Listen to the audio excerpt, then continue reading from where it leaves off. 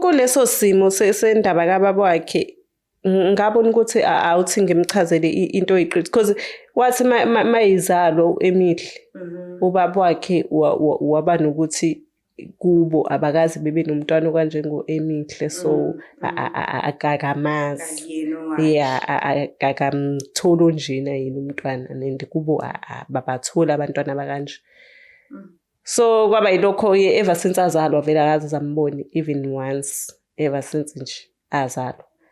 And ngakumukela nje lokho ukuhamba kwesikhathi noma kwakunzima kodwa ngagcina nge-right ngakho ukuthi okay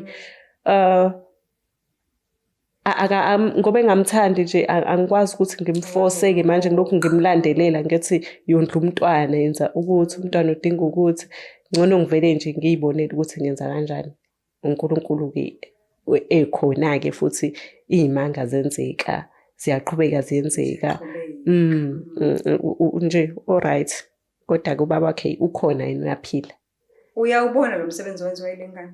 For sure uyawubona ngoba after ikhulume ngale video abantu bebedemand ukwazi ukuthi ubando and then until ngize ngimention ukuthi ubani shuthi ku TikTok abantu bahamba baya ku-account yakhe bawukhuluma naye ukumbuza ukuthi kuyenzakalani ovele wayidelete ke account ya TikTok yabo kushuthi ubekade lokho ebuka ukuthi kwenzakalani so wasiwabona ukuthi okay manje engage ngale ngane wasusa account wasusa TikTok nje wasusa yonke into social media.